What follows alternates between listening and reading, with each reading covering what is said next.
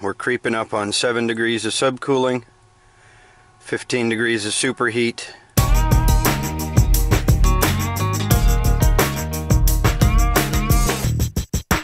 I should have known that I can't just stop into RE Michael, grab some parts and leave. Turn left on Rardon Station. I was only there for 15 minutes, but still. Anyway, one of my old helpers, I'm going to give a shout out to Ryan Sapleka.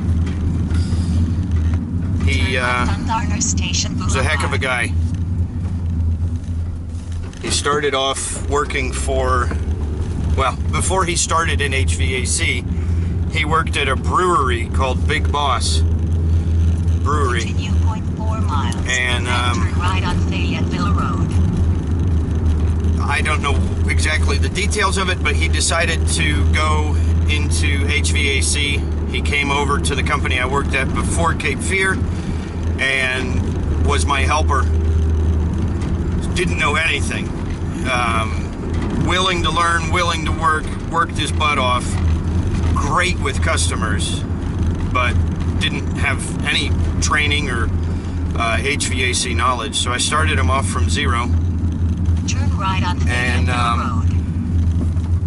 I can't take all credit for his capacity to grasp concepts and learn things, but I don't know, maybe Continue 11 miles 2 years in, Fayetteville Road. he was promoted to foreman on the install truck. And I have never seen a person start from zero and make it to foreman in 2 years. But that speaks for his capacity mostly. It's all his willingness to learn. But the whole reason I started this story was that the install world seemed to take a toll, and he has decided to come out of the field and go work for RE Michael. So I wish you the best of luck, Rhinosaur. I hope everything goes well for you.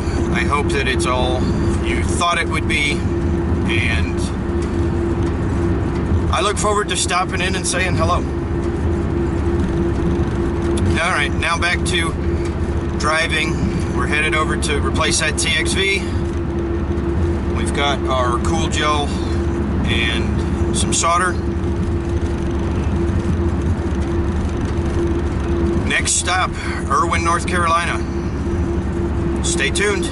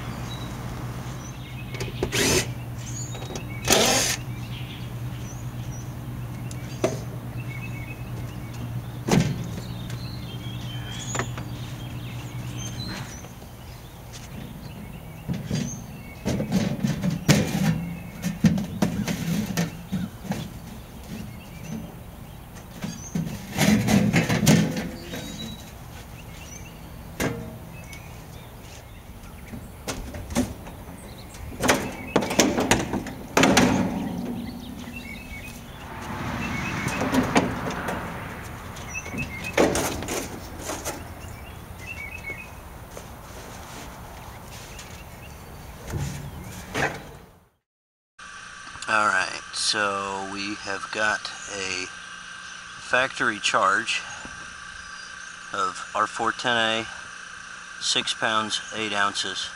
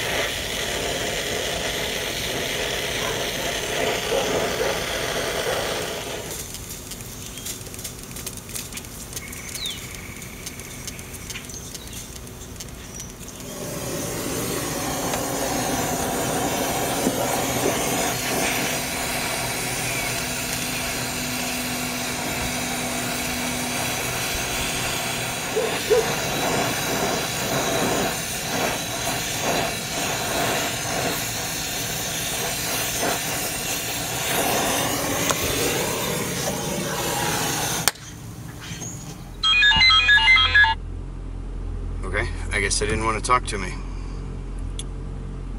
So I got a call from another tech trying to troubleshoot a situation, so I didn't get some video of what I was doing there towards the end. Anyway, our next one is a 3-year-old Fujitsu mini split. And I am 48 minutes, which is probably actually an hour, away from this next one. And we'll see you there. We have arrived, and I was about right on my time frame. It's 1:25, so 55 minutes travel time. Let's go see what we're getting into.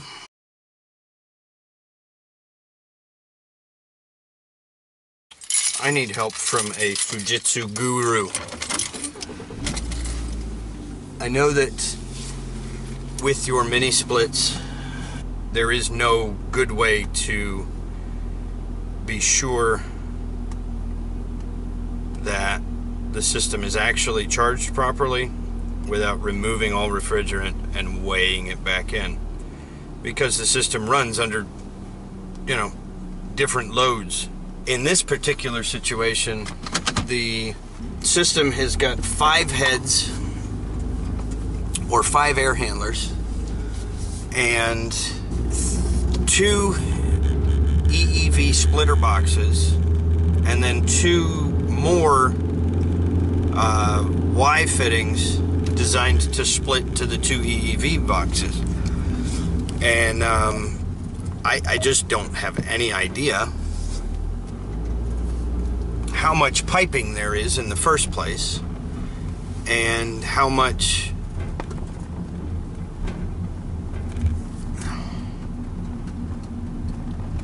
refrigerant's in there. And you can't just check pressures. That doesn't tell you anything. So the customer complained that he has the controls set to 78 degrees and the room only gets to about 70 degrees. The only thing that makes any sense, based on the way that the system's running, I've got no codes, I've got no excessive icing, I've got no adverse performance or information to say that there's a problem. And I'm getting a call from tech support. 1 second. Okay, so if my exhaust temperature isn't at least 30 degrees above return, then we're not charged proper. And we gotta suck it down and start over. Alright. Alrighty, sir, thank you. You too, bye.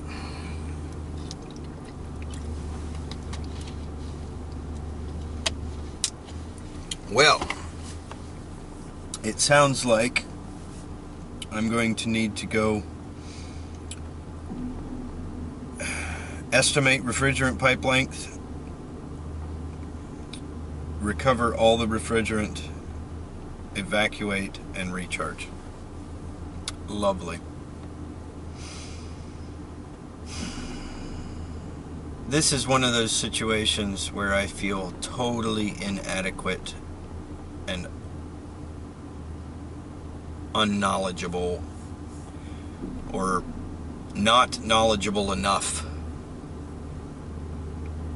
And I don't like that feeling. Anyway, I'm going to call the office, see what we got next, because I'm going to need several hours to do that system, and it's not going to happen this afternoon. Our next call is hopefully less stressful on my pride. We've got a customer stating that the system shuts off periodically. It's not a description I've heard very recent or very frequently, if at all. Typically, customers don't complain about a unit shutting off periodically. So I guess we'll see what the actual issue is when we get there.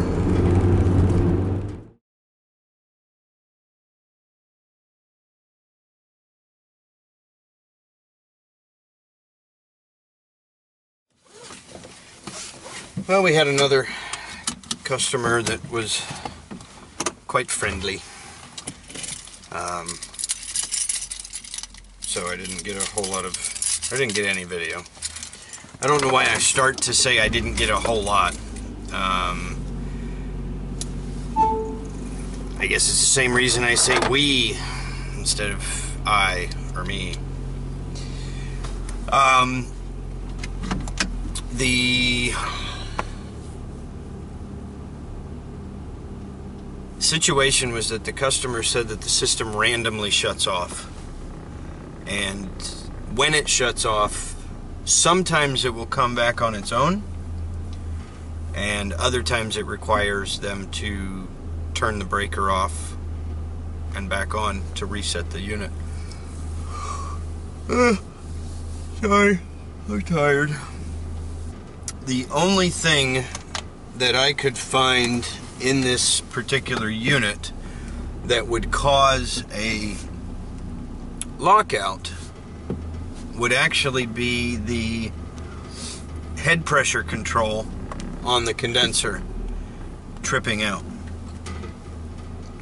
And in heating mode, there is no low pressure sensor, so that's out of the question, regardless of what the refrigerant charge is on the low end.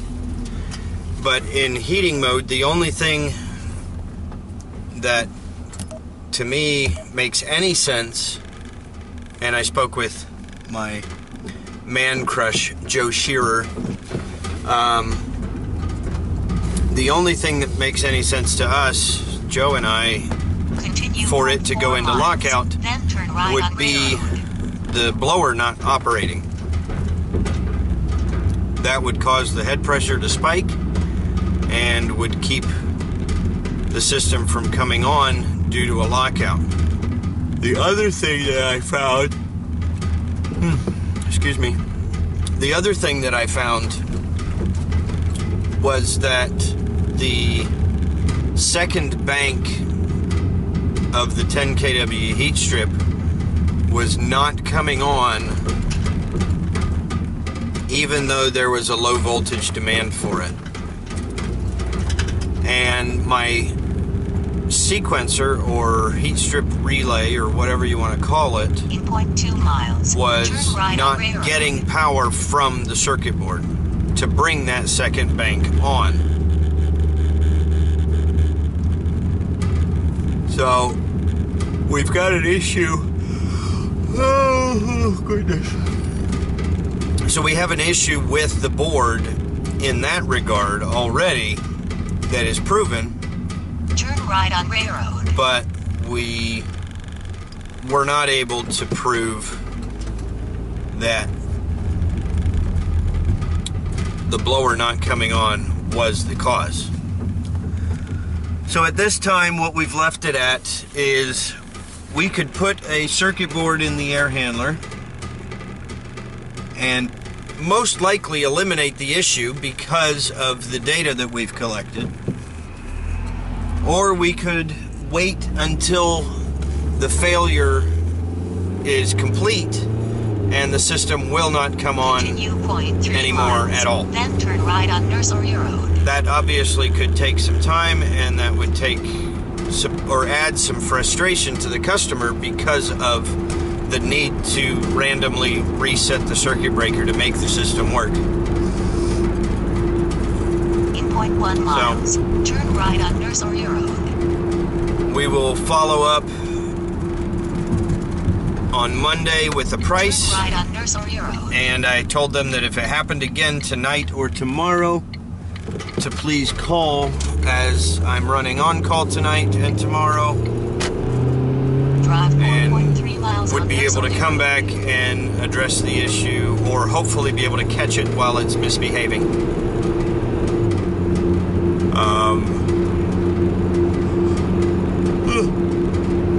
They also said that when the system is not running, they can hear what they think is the clicking of the heat strips, which would make sense if the blower's not functioning but the heat strips are coming on. You would hear an audible click because there wouldn't be a whole lot of noise to cover up the clicking of the relay as it cycled on and off without the blower working. So that's the way it is. I've got a pretty good idea that that's going to be the issue, and we should be good. Thanks for watching. Like, subscribe, comment, share with one of your friends, and we'll see you on the next video. Peace.